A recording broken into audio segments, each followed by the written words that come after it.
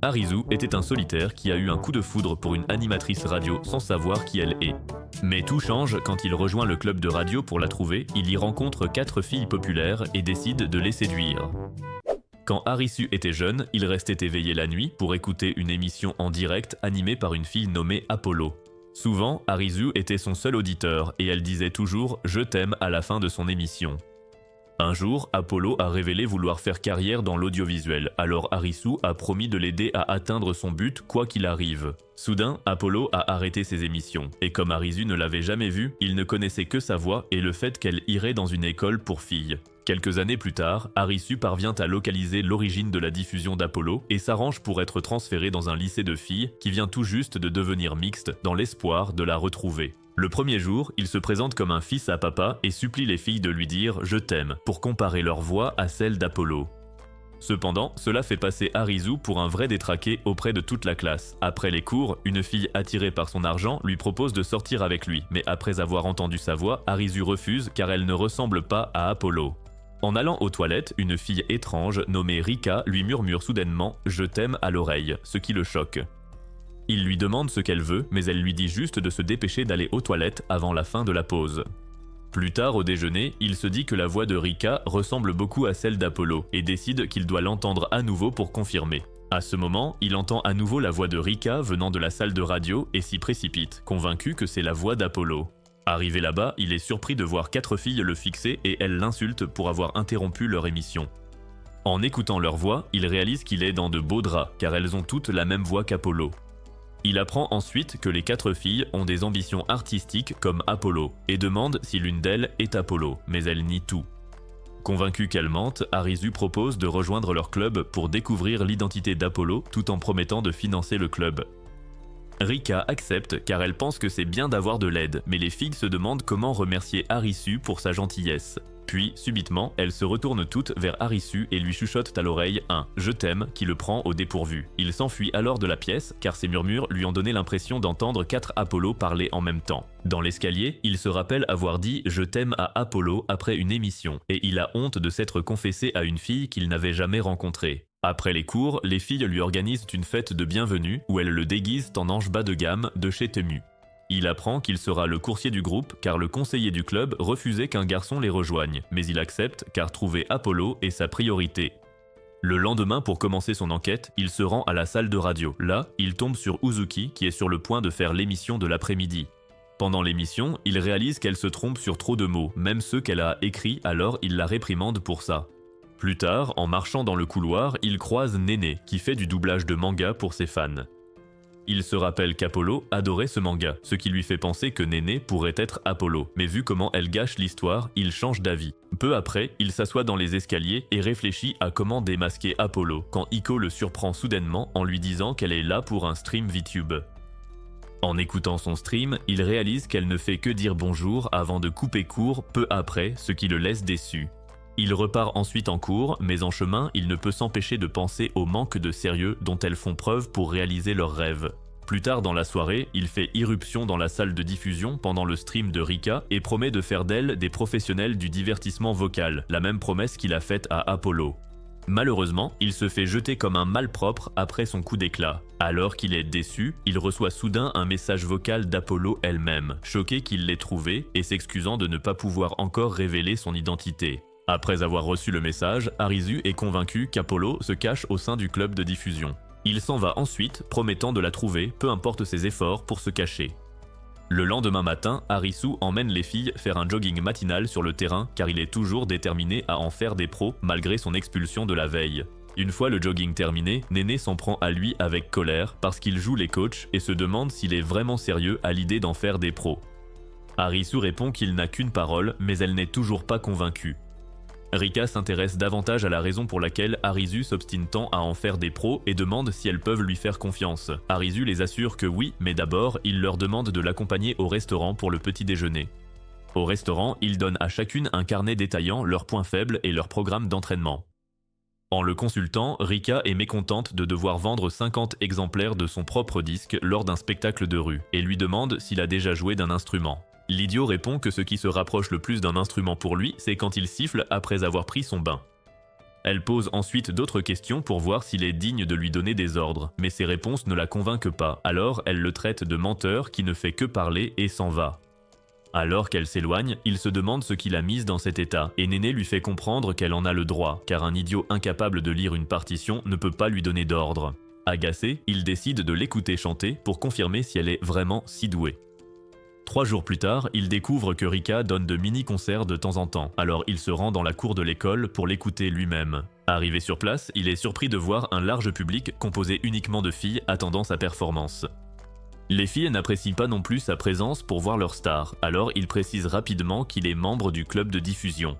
Peu après, Rika brise la tension en jouant de la guitare et en avouant à quel point elle est nerveuse à l'idée de jouer. En entendant cela, il se rappelle quand Apollo disait être nerveuse avant chaque direct et il commence à se demander si Rika est Apollo. Rika commence à jouer peu après et il réalise qu'elle chante vraiment très bien et il croit voir en elle un aperçu d'Apollo.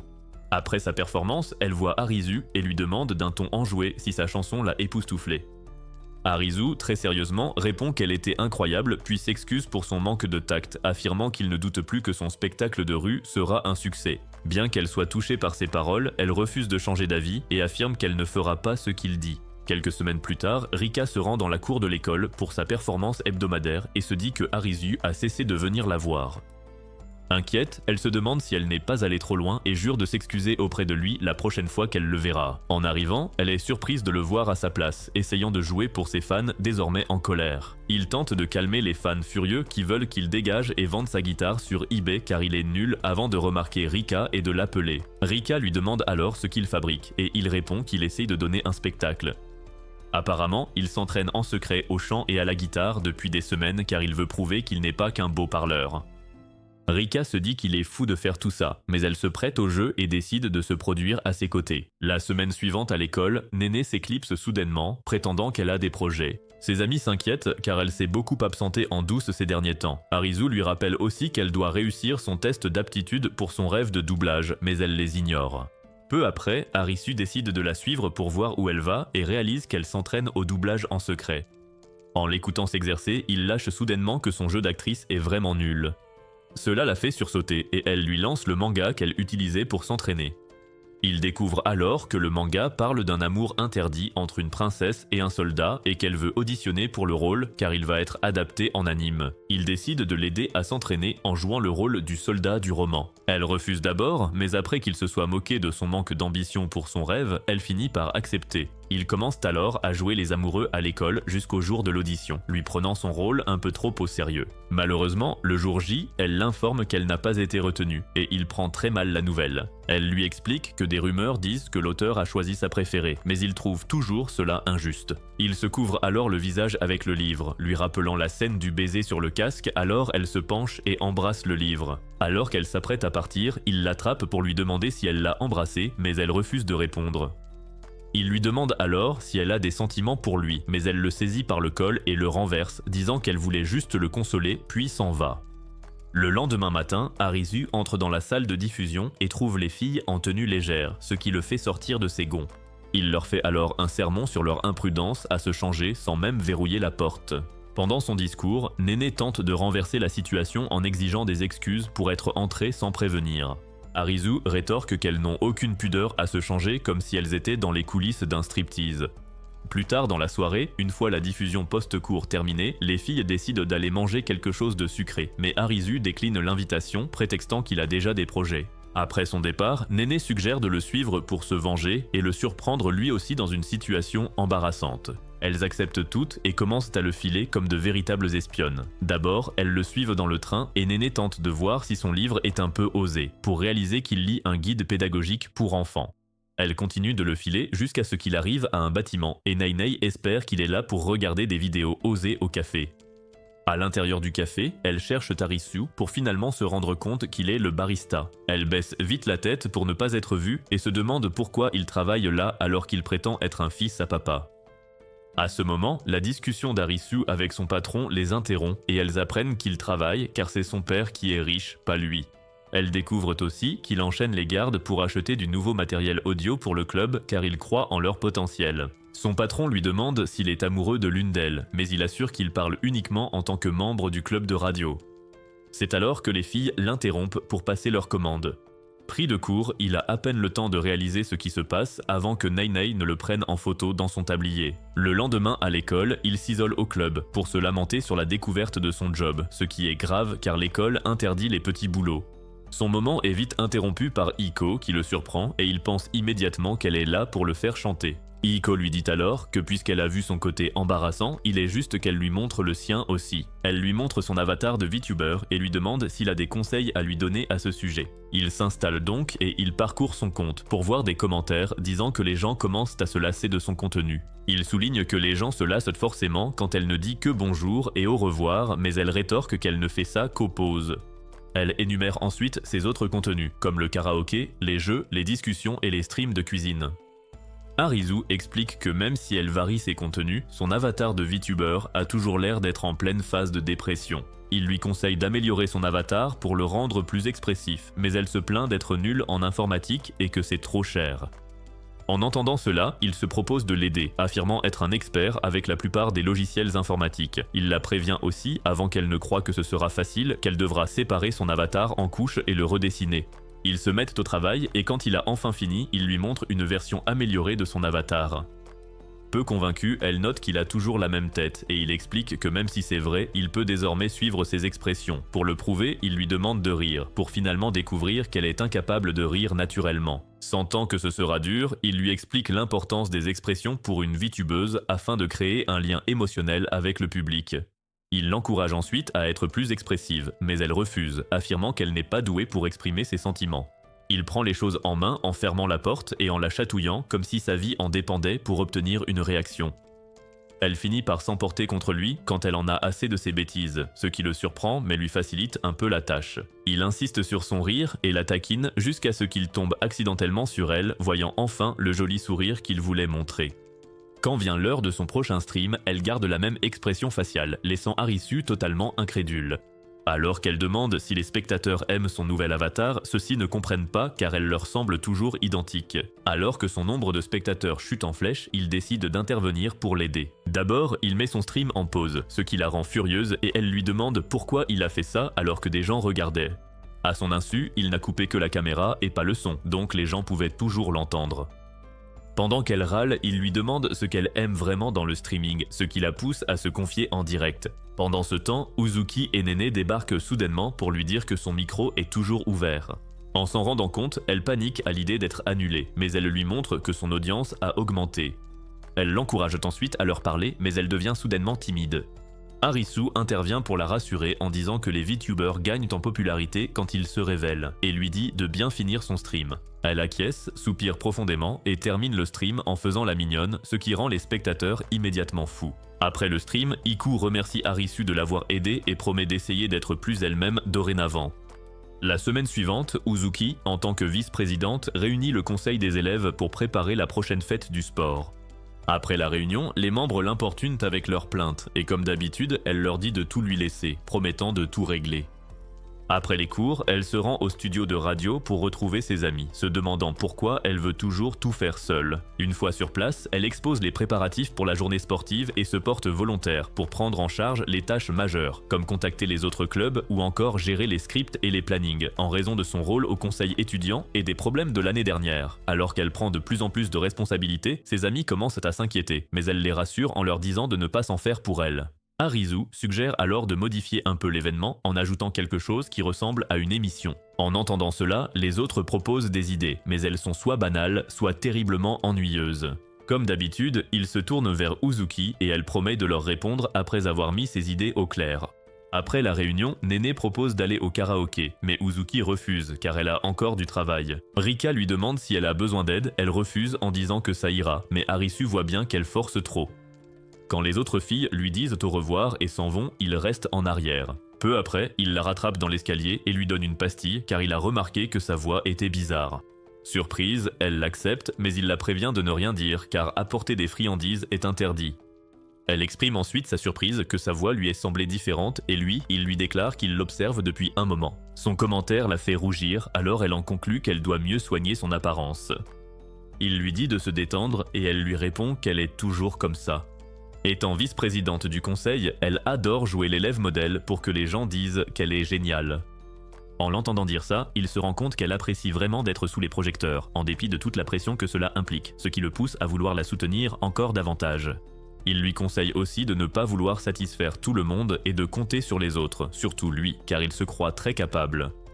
Il s'apprête à partir en lui conseillant de se détendre parfois, mais elle l'arrête et lui demande de se détendre ensemble. Plus tard, à la bibliothèque, elle lui montre qu'elle décompresse en grignotant en secret pendant son travail au conseil. Il s'inquiète car non seulement ses snacks suffiraient à ouvrir une supérette, mais elle risque aussi de gros ennuis si quelqu'un le découvre. Elle comprend que c'est risqué et tente de le forcer à grignoter avec elle pour qu'il devienne complice. Il serre les dents comme un chien qui déteste qu'on lui brosse les dents et lui assure que son secret est en sécurité avec lui. Il demande ensuite pourquoi elle l'a fait venir pour apprendre qu'elle a besoin d'aide avec la photocopieuse. Il lui demande donc de lui confier les 2/3 du travail pour lui faciliter la tâche. Elle le remercie d'être fiable et il lui conseille de s'exprimer plus au club de radio, mais elle dit se satisfaire de son rôle de soutien. Elle avoue ensuite vouloir soutenir le club comme elle peut avant de partir à l'automne, le laissant stupéfait. Elle explique ensuite vouloir se concentrer sur ses études pour intégrer une grande université car les présentateurs vedettes en sont tous issus. Malgré cela, il lui reproche de se cantonner à un rôle de soutien au lieu de se créer de meilleurs souvenirs avec le club. Il la rassure en lui disant qu'elle n'est pas seule, l'encourage à compter sur lui et lui rappelle sa promesse de les aider à devenir professionnels. Le lendemain matin, elle propose de lancer un service de confession par procuration pour la fête du sport, et tous acceptent avec enthousiasme. La fête du sport arrive enfin et les membres du club de radio s'activent, entre commentaires en direct et participation aux épreuves.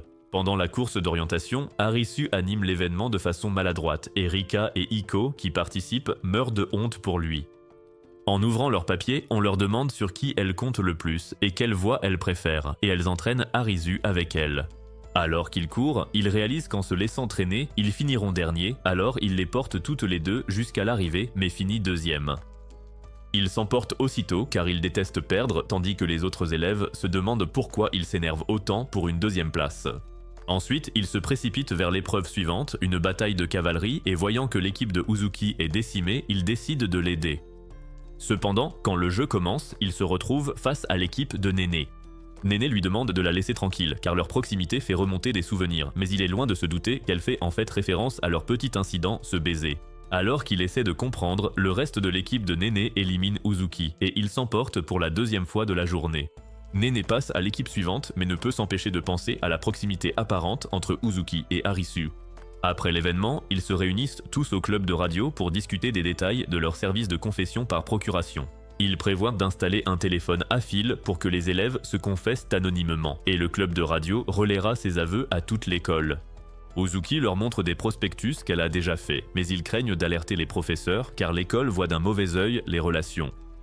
Uzuki leur assure que sa position au conseil des élèves les protégera.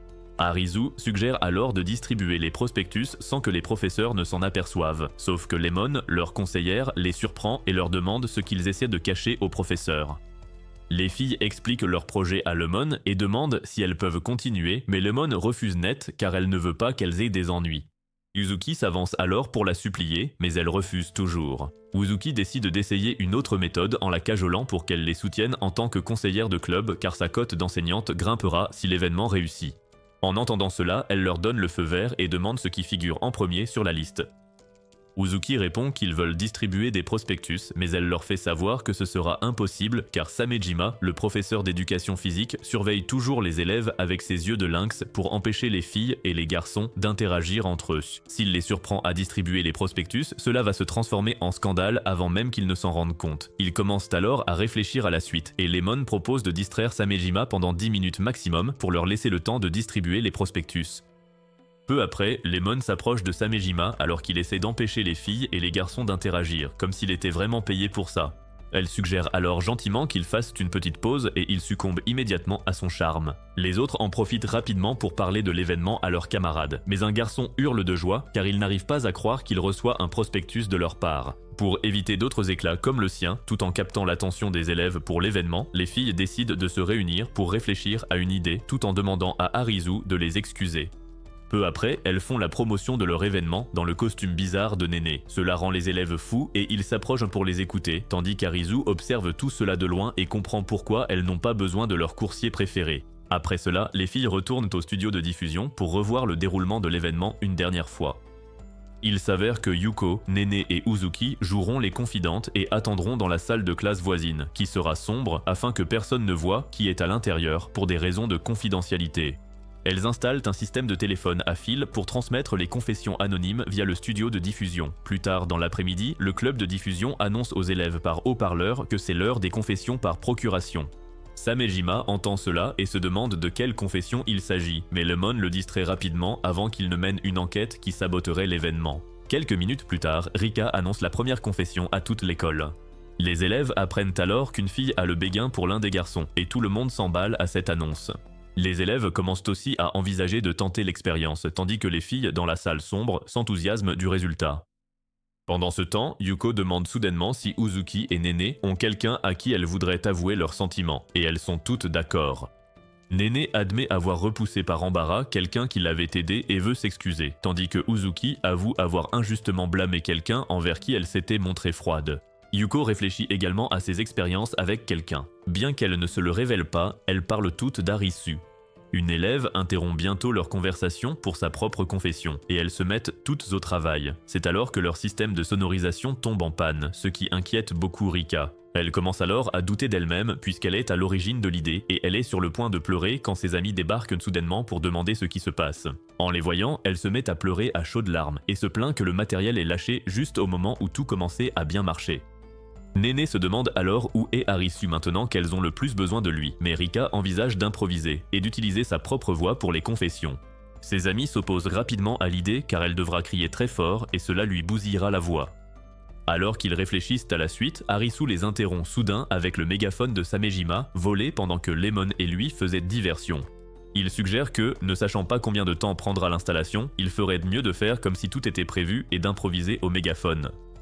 Rika se précipite pour l'enlacer, choquant les autres en le remerciant d'être le meilleur. Saisissant le mégaphone, elle appelle les élèves à s'approcher de la cour pour qu'ils l'entendent bien avant de reprendre les confessions là où elle s'était arrêtée, sous les yeux soulagés de ses amis. Peu après, on frappe à la porte, et quand Rika demande à qui s'adresse la confession, elle est surprise d'entendre le nom d'Arisu, mais elle se ressaisit vite et poursuit les autres confessions. Ses amis protestent aussitôt car forcer sa voix si longtemps va l'abîmer.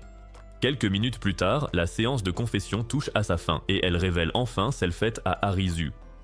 En l'écoutant avec les autres élèves, Arisu comprend que c'est un message d'Apollo, pensant qu'il serait furieux qu'elle ait rompu leur promesse. Au lieu de ça, Apollo affirme avoir fait la même promesse qu'autrefois, alors elle lui rend l'appareil en lui disant la même chose qu'à l'époque.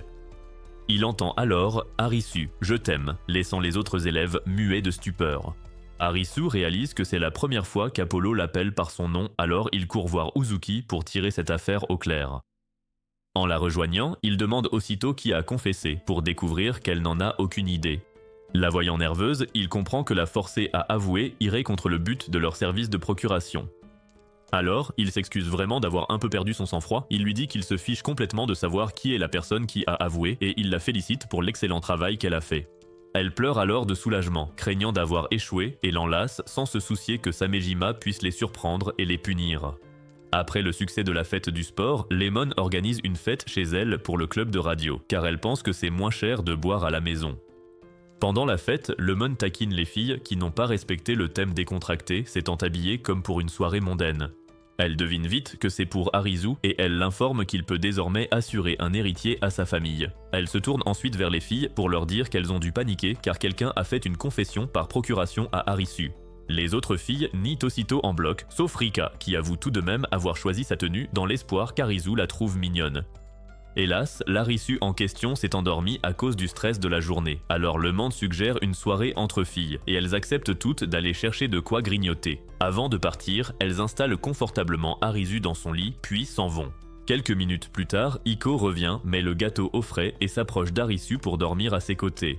En le regardant dormir, elle se demande pourquoi Uzuki l'a soudain enlacé et s'ils sortent ensemble. À ce moment, Néné ouvre la porte et voit les chaussures d'Iko, comprenant qu'elle est là. Elle pose son gâteau sur le comptoir et s'approche du salon pour voir Iko dans une position compromettante avec Arisu endormie. Sans que Néné le sache, Iko lui demandait juste s'il s'était rapproché de Uzuki, mais Néné l'interrompt soudain en prétendant chercher son portefeuille. Iko l'accueille alors et livre une performance digne d'un Oscar en faisant comme si elle venait de la voir. Elle s'approche ensuite pour demander à Iko ce qu'elle a, mais Iko prétend que c'est un secret. En entendant cela, elle commence à se demander si elle n'a pas interrompu Iko en train de flirter avec Arisu. Iko lui demande alors depuis combien de temps elle l'observe, et elle ment vite en disant qu'elle vient de rentrer. Iko, cependant, n'est pas troublée et lui demande si elle a déjà embrassé quelqu'un, ce qui la prend de court. Elle apprend ensuite qu'Iko veut juste savoir, alors elle admet qu'elle a déjà embrassé quelqu'un. Cela rend Iko encore plus curieuse et elle la bombarde de questions comme une journaliste en plein direct. Néné se rappelle alors avoir embrassé le manga sur le visage d'Arisu, et comme Iko ignore tout, elle est impressionnée. Néné demande soudain à Iko si elle aime Arisu, ce qui fait rougir la pauvre Iko, et quand elle réalise que Néné les a vus plus tôt, elle perd complètement ses moyens. Après s'être calmée, elle confie à Néné qu'elle n'est pas sûre car c'est la première fois qu'elle ressent cela. Elle pose ensuite la question à Néné qui répond simplement qu'il est mieux que les autres garçons qu'elle connaît.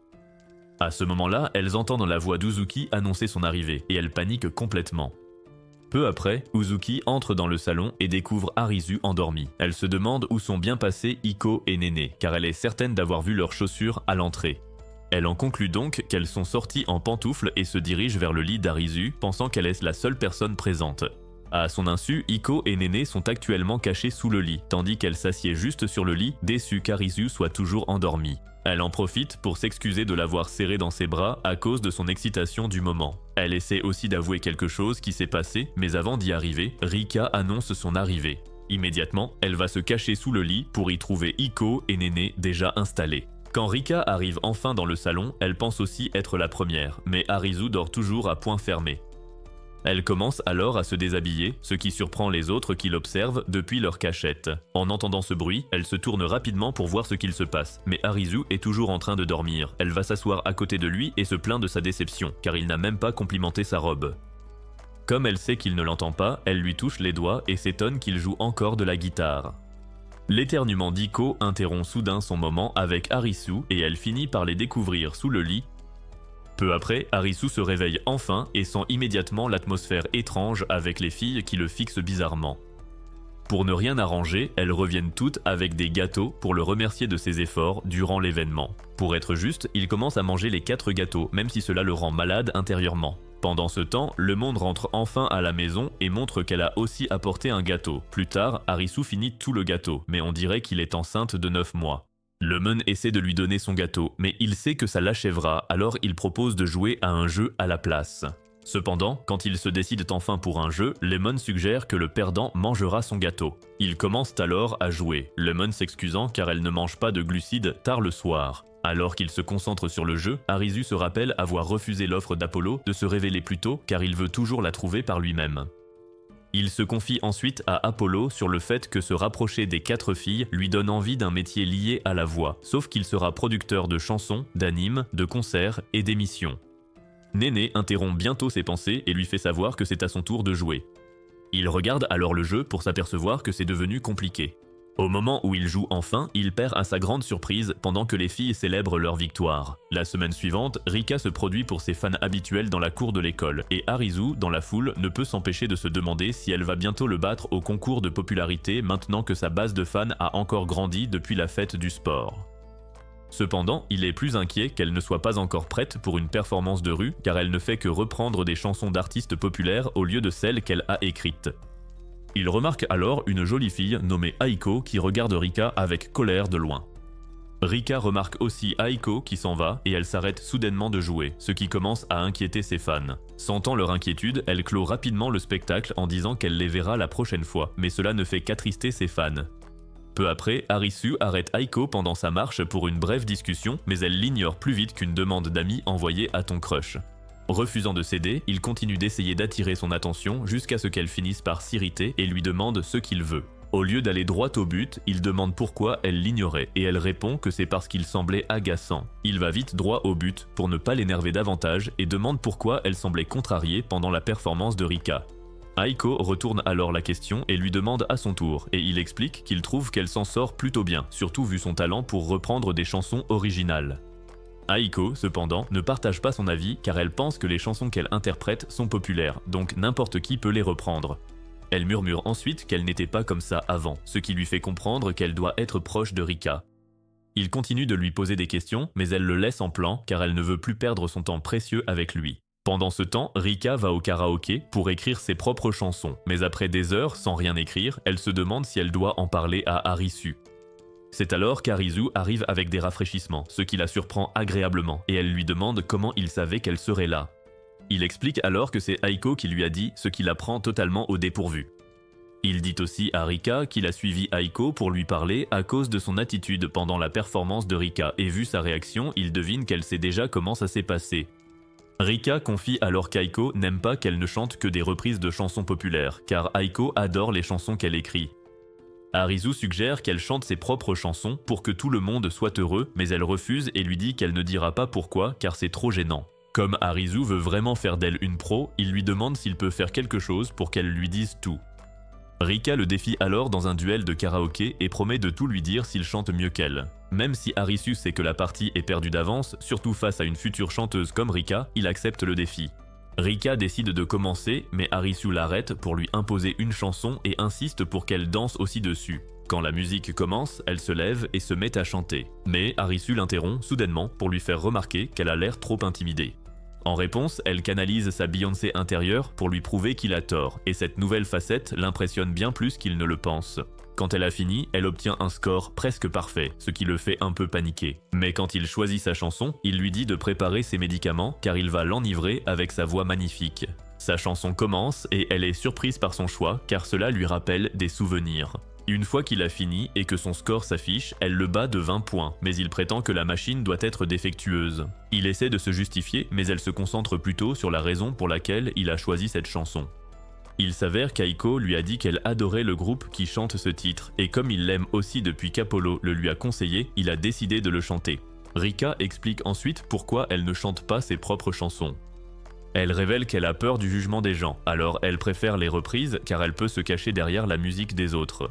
Elle lui parle de sa difficulté à écrire de nouvelles chansons car elle repense sans cesse au regard critique des gens quand elle essaie. L'entendre ainsi l'inquiète tellement qu'il cherche un moyen de l'aider, il lui confie alors qu'il avait le trac plus jeune et lui demande si elle a encore ses vieilles chansons. Voyant qu'elle les a, il annonce soudain qu'ils vont organiser un concert à l'école où elle chantera ses propres chansons pour vaincre sa peur. Elle rétorque immédiatement qu'elle ne veut pas qu'il décide pour elle, mais il continue de dire qu'elle ne doit chanter que ses propres chansons. Voyant qu'il est déterminé à tout organiser, elle soupire de défaite et accepte son offre. Une semaine après cette discussion, Rika monte sur le toit pour son prétendu concert, la peur au ventre. Alors qu'elle prend son courage à deux mains pour dire à Arisu qu'elle ne peut pas jouer, elle est surprise de voir que ses amies sont les seules spectatrices. Arisu sort alors de sa cachette pour lui dire qu'il serait indélicat de sa part de la jeter au lion pour sa toute première tentative. Peu après, elle se prépare pour sa prestation, tandis qu'Arisu se demande si elle va réussir à s'en sortir. Ses amis commencent à l'encourager, ce qui la rend très heureuse, et elle commence à jouer pour elle. Alors qu'elle continue de jouer, Arisu sent que ses chansons peuvent vraiment toucher les cœurs, même si les pleurs de Néné étaient un peu excessifs. Bien qu'il ignore toujours pourquoi elle cache son talent, il est ravi qu'elle ait fait un pas en avant grâce à ses amis. La semaine suivante, à l'école, Arisu entre dans la salle de diffusion de bonne humeur pour saluer les filles et elles lui répondent toutes joyeusement, sauf Néné, qui boude dans un coin. Arisu le remarque et se racle la gorge pour annoncer à nouveau son arrivée, mais Néné l'ignore toujours. Il comprend le message et se tourne vers les autres pour préparer l'émission matinale. Pendant ce temps, Néné lui frappe soudainement la tête avec une poupée et lui reproche de ne pas lui demander ce qui ne va pas. Il s'excuse alors et demande ce qu'il y a, mais Néné refuse de lui dire ce qui se passe, ce qui le laisse perplexe. Elle sort ensuite de la pièce avec colère, ce qui le pousse à demander à ses amis quel est son problème. Uzuki lui apprend qu'elle a rejoint le club de théâtre la semaine précédente en tant qu'aide temporaire, mais elle pense que ça ne se passe pas très bien. En entendant cela, il s'inquiète car il pensait que Néné pouvait s'entendre avec n'importe qui. Uzuki lui explique rapidement que Néné rejette en fait les gens dont elle n'est pas proche, et Iko ajoute qu'elle n'aime que les gens qui l'aiment. Il comprend leur point de vue, et quand Iko le supplie de faire quelque chose pour son comportement, il accepte car il pense être le seul capable de l'aider. Plus tard, Oizumi, une étudiante en théâtre qui rêve de devenir actrice et d'épouser une célébrité pour l'argent, joue de tout son cœur devant Néné lors d'une répétition, mais Néné rate sa réplique, faisant s'écraser Oizumi de colère dans les cartons derrière elle. Elle s'en prend alors violemment à Néné pour ne pas avoir respecté les émotions du script qu'elle lui avait donné à lire. Néné tente d'expliquer qu'elle s'investit dans son jeu, mais Oizumi ne peut même pas croire que Néné joue la comédie. Uezumi prend alors le temps d'expliquer que les émotions et le jeu naissent d'impulsions plutôt que d'une simple pensée consciente. Pendant ce temps, Arisu écoute aux portes et surprend toute la conversation. Alors qu'Oizumi continue de guider Néné et lui demande de rejouer la scène, Néné bafouille sa réplique, ce qui pousse Oizumi à lui dire calmement que les toilettes sont à droite en sortant. Arisu a du mal à croire que la Néné hyperactive puisse être aussi soumise en dehors de sa zone de confort. Le lendemain, Néné est assise d'un air maussade dans la salle de diffusion, ce qui inquiète ses amis qui l'observent par la porte. Pensant être seule, Néné commence à insulter Oizumi en la traitant de Bruce Lee de pacotille qui raconte n'importe quoi pour flatter son ego. C'est alors qu'Arisu entre soudainement pour l'interrompre et l'informe qu'il a vu ce qui lui est arrivé au club la veille. Il se moque ensuite d'elle en lui demandant si ses ornements de cheveux sont un hommage au Lucan. En entendant cela, elle s'énerve immédiatement, le pousse au sol et commence à l'insulter. Arisu se contente de rire, car c'est exactement la réaction qu'il attendait d'elle. Il essaie ensuite d'expliquer comment elle peut canaliser cette énergie dans son jeu, mais elle le frappe avec un sac, ce qui le fait saigner du nez. Plus tard, Arisu décide de l'aider pour son prochain script, où elle joue une fille trompée par l'homme qu'elle aime. Il lui suggère alors de se faire tromper pour de vrai afin de l'aider à mieux entrer dans son personnage. Elle comprend bien qu'il veut l'aider, tout comme il l'a fait lors de sa première audition, mais elle se demande sérieusement avec qui il va bien pouvoir la tromper cette fois-ci. Iko surgit alors et lui annonce que ce sera elle, mais Néné refuse car elle trouve que ce n'est pas du tout réaliste. Comme elle se montre difficile, Arisu lui demande si elle va laisser Oizumi continuer à dire du mal d'elle. Il se met à imiter les futures moqueries d'Oizumi, ce qui l'énerve et elle accepte aussitôt pour faire payer à Oizumi ses critiques. Ravi de son énergie, il propose d'aller s'entraîner ailleurs, et Néné en profite pour s'excuser d'être toujours si pénible. Il lui répond que ça ne le dérange pas car une fille difficile a aussi son propre charme, ce qui la laisse toute troublée. Ils vont ensuite s'entraîner dans l'école, mais Néné échoue lamentablement et Arisu lui indique la direction des toilettes. Pour sa défense, elle affirme qu'elle n'y arrive pas car elle ne peut pas croire qu'ils sortent vraiment avec Iko. Ils décident d'arrêter pour la journée, Arisu et Iko s'en vont, mais Néné commence à se demander ce qu'elle peut bien faire face à sa situation. Elle retourne ensuite en classe en pensant à quel point il est douloureux de se faire voler l'amour de quelqu'un quand elle voit Iko et Arisu agir comme de jeunes mariés dans la cour de l'école. Elle se cache pour les écouter et reste stupéfaite d'apprendre qu'ils veulent continuer à cacher leur relation aux autres. Sans qu'elle le sache, Arisu et Iko jouent la comédie pour lui faire croire qu'ils sortent vraiment ensemble. Elle les fixe, figés comme la statue de la liberté, tandis qu'Iko en profite pour vérifier si ses sentiments sont réels. Elle se penche alors vers lui pour lui dire qu'elle a envie de l'embrasser. Arisu pense qu'Iko veut juste être plus convaincante, même s'il doute que Néné soit jalouse, car il croit qu'elle ne l'aime pas. Il se prête au jeu, mais s'inquiète quand Iko se rapproche de plus en plus, comme si elle allait vraiment l'embrasser. Juste avant le baiser, Néné les sépare et les réprimande pour leur conduite à l'école, ajoutant qu'elle refuse qu'ils fassent ça ailleurs. Uzuki et Rika, qui observaient tout, interviennent pour dire à Néné que c'était du cinéma et qu'elles étaient complices. Le lendemain, pendant les répétitions, Oizumi se donne à nouveau à fond dans son jeu d'actrice. Autour de Néné, elle utilise sa colère de la veille envers Iko et Arisu, et joue si bien qu'Oizumi l'applaudit, tandis qu'Arisu soupire de soulagement. 3 jours après, Iko finit son stream VTube et se réjouit de voir son nombre d'abonnés grimper par milliers. Elle entend alors des camarades dire que Momotaz, la numéro 1 des VTubers au Japon, vient de passer les 3 millions d'abonnés. Elle essaie d'estimer quand elle atteindra ce chiffre, pour réaliser que cela lui prendra au moins un siècle. Inquiète, elle se demande si elle sera le vilain petit canard du groupe, car son rêve semble le plus inaccessible des 4. Le fait qu'elle ait aussi ses pensées l'inquiète et elle commence à se frapper la tête, espérant qu'elle se réinitialisera d'elle-même. Arisu et Néné, qui passent par là, l'interrompent soudain pour lui demander ce qui lui arrive, mais elle s'enfuit en traitant Arisu d'idiot, car c'est lui qui a lancé toute cette discussion professionnelle au départ. Peu après, Iko commence à chercher des idées dans la salle de diffusion sur ce qu'elle pourrait faire pour gagner en popularité et ressembler à Momotaz. Elle décide de faire des recherches sur Momotaz pour comprendre ce qui lui manque. En parcourant son site, elle réalise qu'elle n'est pas seulement polyvalente, mais qu'elle maîtrise absolument tout. Elle a presque envie d'abandonner, car Momotaz est bien trop parfaite, mais elle change d'avis au dernier moment. Le lendemain matin, Arisu reçoit soudain une notification indiquant qu'Iko est en direct sur VTube pour un stream de cuisine et il décide d'aller voir. L'avatar d'Iko salue ensuite les spectateurs et les informe qu'elle va préparer un gâteau spécial à 4 étages. Alors qu'elle commence à lister ses ustensiles, elle réalise qu'elle n'a pas de caméra pour montrer ce qu'elle fait. Alors elle coupe le direct en panique.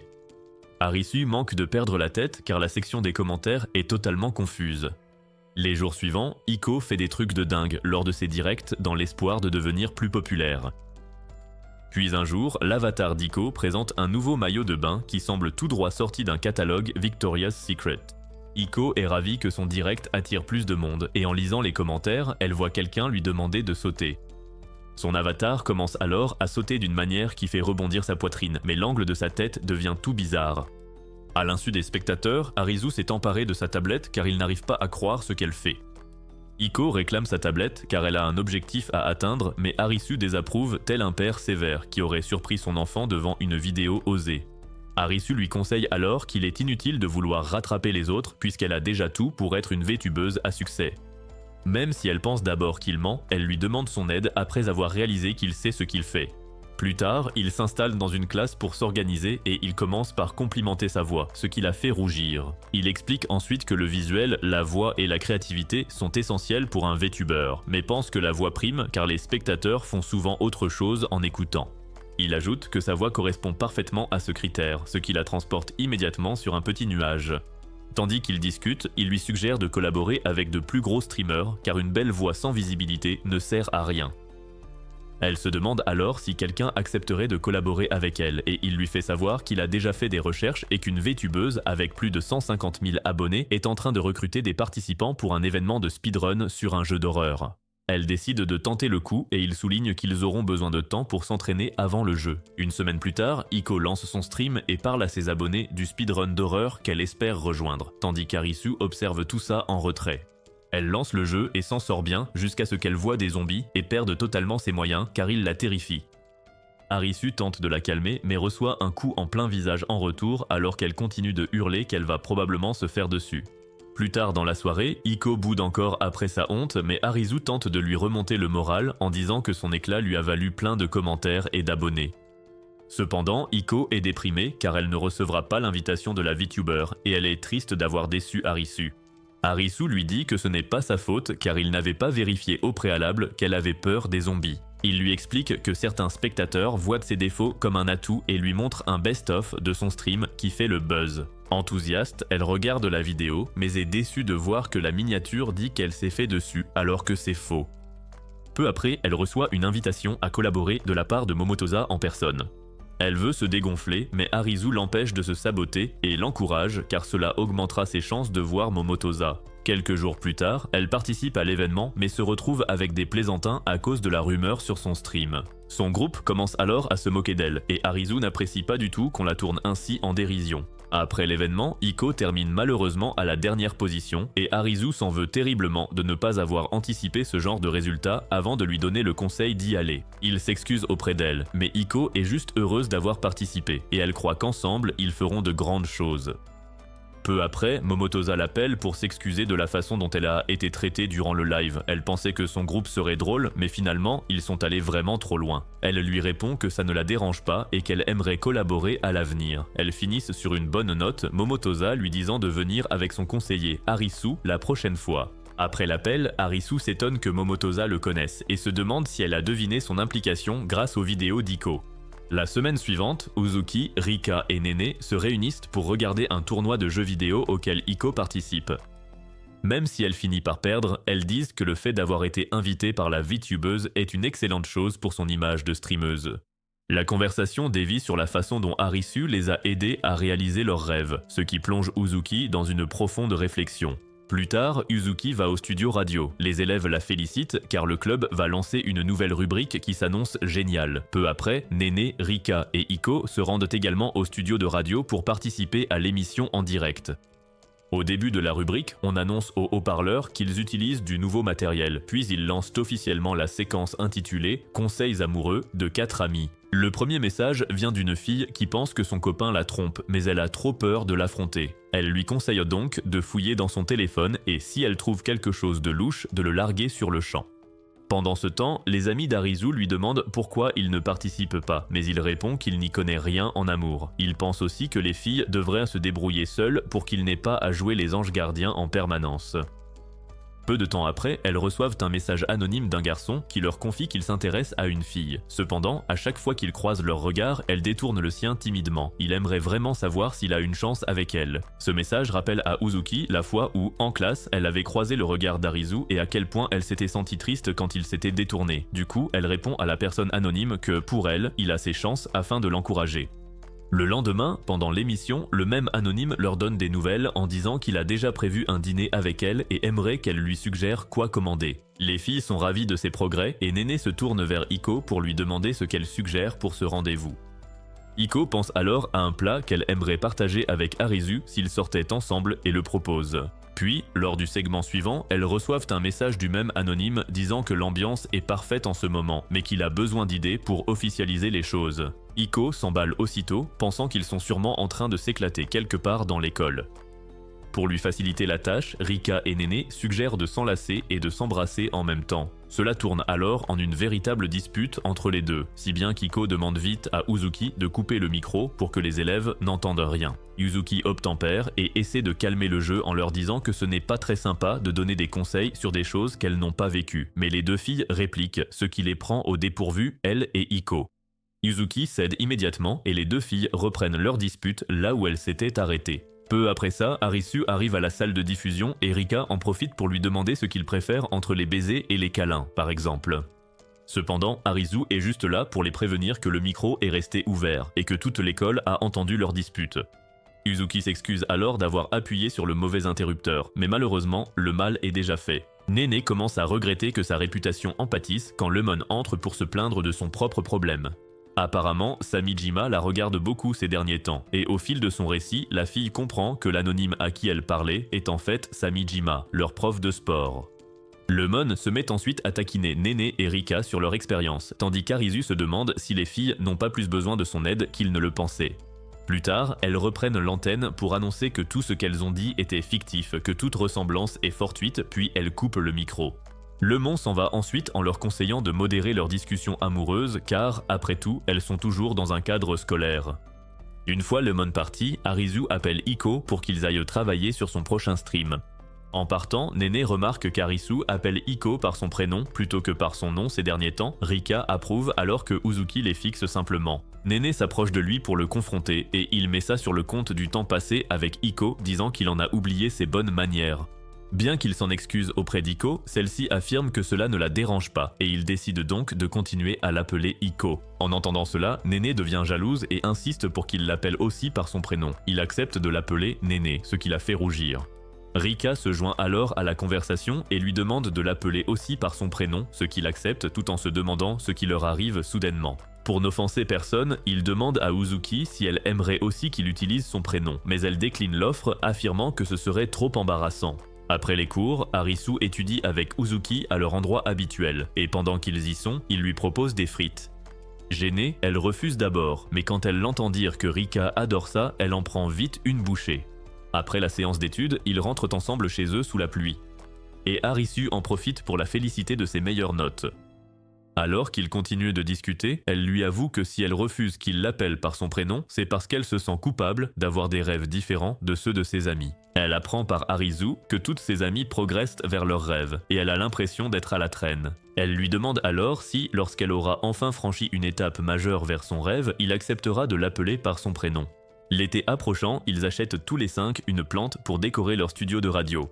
Sur le chemin du retour, Rika se dit qu'elle aimerait beaucoup faire un concert de rue, mais elle a trop peur d'essayer. Sans qu'elle le sache, Arisu se demande aussi pourquoi elle ne lui a pas encore apporté de nouvelles chansons et cherche comment l'aider, sentant que son traumatisme est plus profond qu'il ne le pensait.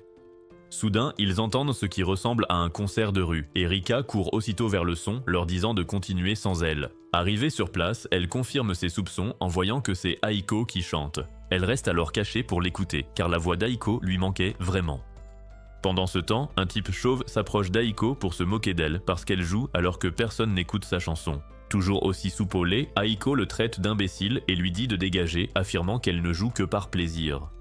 Le chauve refuse pourtant de reculer et il continue de s'insulter jusqu'à ce qu'ils finissent par partir. Une fois finie, elle explique que la chanson suivante a été écrite avec une amie il y a longtemps. Rika reconnaît la chanson dont elle parle, car elles l'ont écrite ensemble.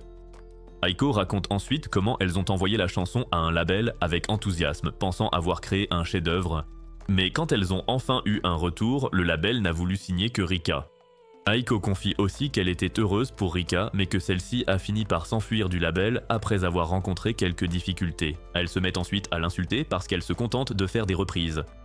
Après s'être calmée, elle explique qu'elle va continuer à jouer cette chanson, car elle croit toujours en son propre talent. Ces mots touchent Rika, qui se met à écouter la vieille chanson créée avec son ancienne meilleure amie. Le lendemain à l'école, Rika décide de donner un concert improvisé dans la cour pour chanter ses propres compositions. Pendant qu'elle chante, Arisu, qui l'observe depuis le studio, se demande quelle est cette chanson, car c'est la première fois qu'il l'entend. Pendant ce temps, ses fans sont partagés sur ce nouveau titre, beaucoup préférant ses reprises habituelles alors que d'autres apprécient. Rika continue de chanter de tout son cœur, sous le regard de ses amis restés dans le studio de radio. Une fois qu'elle a fini, Arisu l'interpelle pour lui demander quand elle a écrit cette chanson, qu'il trouve excellente, et la félicite d'avoir mûri sans qu'il s'en aperçoive. Rika l'ignore d'abord, car il ne lui a pas prêté attention ces derniers temps et s'adresse plutôt à ses fans. Elle leur dit qu'elle a écrit cette chanson pour sa meilleure amie et pour un moins que rien en parlant d'Arisu. Le lendemain soir, Arisu annonce qu'il a fixé une date pour le concert de Rika, mais Néné le fait taire avant qu'il ne dérange Rika dans son inspiration, alors qu'elle est en train d'écrire. Rika explique ensuite qu'elle bloque sur la 5e chanson du disque qu'elle compte vendre lors de son concert. Arisu la félicite d'en être déjà arrivée là, mais elle l'ignore, ce qui l'énerve car elle semble n'avoir que faire de ses compliments. Rika leur montre bientôt le projet de sa pochette de disque, mais cela pousse Arisu à demander si elle a un problème avec les lapins. Elle le corrige vite en disant que c'est un signe de paix et les autres filles s'excitent car elles ont hâte que le jour arrive. Rika douche alors leurs espoirs en leur disant qu'elle ne veut pas qu'elle soit là car elle veut se lancer un défi et le faire seule, sans aide. En entendant son explication, les filles comprennent tout à fait et sont d'accord avec son point de vue. Elles demandent ensuite comment elle a soudainement progressé dans l'écriture de chansons après avoir connu le syndrome de la page blanche. Elle confie qu'elle a soudainement décidé d'arrêter d'écrire pour plaire au grand public, pour se concentrer sur la personne à qui elle veut les dédier. Puisqu'elle ne parvient pas à trouver une 5e chanson, elle se dit qu'elle va devoir dire tout ce qu'elle a à dire directement à cette personne, plutôt que de passer par la musique.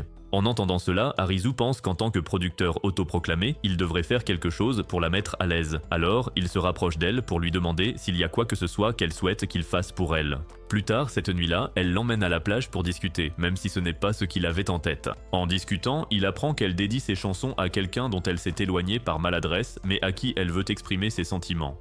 Il se dit que c'est sûrement Aiko, car elle ne se parle plus, alors il demande quel message elle veut faire passer, et elle répond « Je t'aime ». Il trouve le message trop direct, alors il lui demande plutôt ses paroles.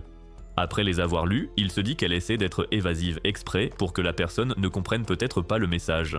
Il demande ensuite ce qu'elle aime chez cette personne, et elle décrit des choses qui correspondent à ce qu'il disait à Apollo. Lui, cependant, ne pense pas dans cette direction et l'encourage simplement à utiliser son talent pour s'exprimer correctement. Elle demande alors s'il serait heureux que quelqu'un utilise une chanson pour lui exprimer ses sentiments, et il répond qu'il le serait. Cependant, elle décide de s'en tenir à 4 listes, promettant de sortir la 5e chanson quand elle sera une artiste établie. Le lendemain, ils arrivent au parc où elle va se produire avec Arisu, affirmant que le parc est très célèbre pour ses spectacles de rue. Quand elle s'installe enfin et commence, elle se souvient soudain des fois où on l'a humiliée en public et s'arrête au milieu de sa performance. À ce moment, elle remarque ses amis déguisés et cela booste son moral pour chanter pour ceux qui tiennent à elle et non pour le grand public. Sur cette note, elle commence donc à interpréter sa chanson suivante. Peu après, les gens du parc se rassemblent pour l'écouter et elle chante avec enthousiasme tandis qu'Arisu la regarde fièrement, comme un investissement qui fructifie. Rika termine la chanson peu après et la foule l'applaudit. Une fois les applaudissements calmés, une jeune s'avance pour acheter son disque et d'autres personnes s'approchent aussi pour en acheter. Elle continue ensuite à jouer sa chanson suivante avec entrain, pour être interrompue par un son rock venant d'une autre direction du parc. En fait, un autre groupe, Celestial, très connu pour ses performances ici dans ce parc, a décidé de faire un concert surprise pour ses fans afin de célébrer leur tout premier anniversaire. Arisu n'en croit pas ses yeux, et pire encore, la foule qui regardait Rika se précipite vers Celestial, ce qui fait dire à Rika que l'univers est contre elle. Le groupe Celestial, avec sa chanteuse nonchalante, commence à jouer, et Arisu n'en croit pas ses oreilles tant la voix est incroyablement bonne. Alors que la chanteuse continue de ravir la foule, Rika soupire et entame seule sa chanson suivante, avec Harisu pour unique auditeur.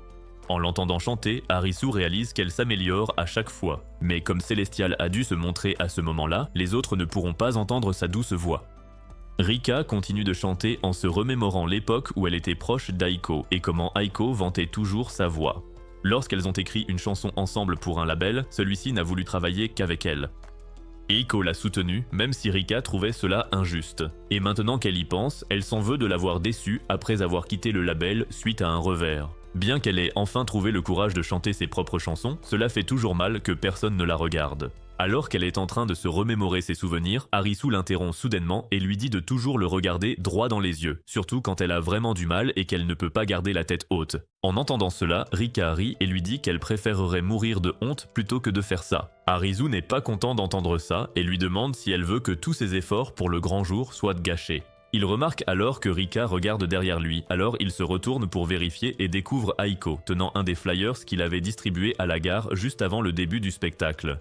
Même si Harisu le lui avait donné intentionnellement, il ne s'attendait pas à ce qu'elle vienne quand Rika était au plus bas. Aiko s'approche de Rika et celle-ci en profite pour s'excuser de l'avoir déçue. Aiko lui dit simplement de chanter, car c'est la raison principale de sa venue, et elle s'exécute. Elle commence alors à interpréter une chanson qu'elle lui a spécialement dédiée, qui reflète le temps passé ensemble quand elles étaient proches. Une fois la chanson finie, elle demande son avis à Aiko, qui répond que ce n'est pas assez bien et demande un rappel. Rika tente alors d'expliquer qu'elle n'a écrit que 4 nouvelles chansons, donc il n'y a pas de rappel. Elle s'approche alors pour prendre le micro et crie de toutes ses forces à qui veut l'entendre que Rika va interpréter une chanson. Célestial pense immédiatement qu'Aiko appelle au combat et Aiko les encourage à relever le défi. Rika appelle Harisu pour arrêter Aiko, mais il l'ignore et se joint à Aiko pour provoquer la Céleste en duel, car il veut que ce moment au parc soit mémorable. Peu après, Aiko et Rika décident de chanter ensemble après s'être à nouveau excusés, tandis Kuzuki, Nene et Iko les observent depuis leur cachette. Après le spectacle, les 3 autres filles invitent Harisu et Rika au restaurant pour fêter le succès de la performance de Rika. Elles félicitent ensuite Rika d'avoir vendu 20 exemplaires de son disque. Bien qu'elle soit déçue de ne pas avoir atteint les 50 exemplaires, elle est heureuse d'en avoir vendu. Elle leur dit aussi qu'Aiko a refusé de venir car elle est timide, mais les autres sont juste contents qu'elle se soit réconciliée avec elle. En sortant du restaurant, Rika se souvient soudain qu'elle a oublié son portefeuille au parc et s'y précipite. Les autres poussent alors Harisu à l'accompagner pour qu'elle ne soit pas seule et leur disent au revoir. Dans le train, Rika remarque qu'Harisu se soucie plus du portefeuille que d'elle, mais elle ne s'en formalise pas et parle de son spectacle. Harisu la rassure en disant que c'était un bon spectacle et qu'elle a bien fait d'aller jusqu'au bout. Alors qu'ils continuent de discuter, elle lui confie que même si chanter pour ceux qu'elle veut toucher sans plaire aux masses est plaisant, ça fait toujours mal que la foule l'ait abandonnée en plein milieu de sa prestation. Harisu s'empresse de lui dire que ce n'est pas sa faute et que c'est parce que les Célestials ont choisi de se montrer au moment même où elle se produisait. À son insu, la nouvelle de sa performance est parvenue à son ancien label et son ancien manager envisage de la recontacter. Plus tard, Rika se met à pleurer car elle a l'impression de ne pas être à la hauteur. Harisu se met alors à pleurer avec elle et s'excuse de ne pas s'être mieux renseignée sur le groupe Célestial, ce qui la surprend, alors elle commence à le caresser pour le calmer. À ce moment-là, il entend soudain que le train s'arrête pour d'autres passagers et il essuie vite ses larmes car il ne veut pas qu'on voit un dur à cuire comme lui s'attendrir. Rika est amusée par ses délires, mais elle se lève quand même pour l'enlacer afin que les passagers qui montent dans le train ne voient pas son visage. Si vous avez regardé ce récapitulatif d'animes jusqu'au bout, écrivez Pinkplot en commentaire et dites-moi quels autres animes de ce genre vous aimeriez voir. N'oubliez pas d'aimer et de vous abonner pour d'autres récapitulatifs comme celui-ci.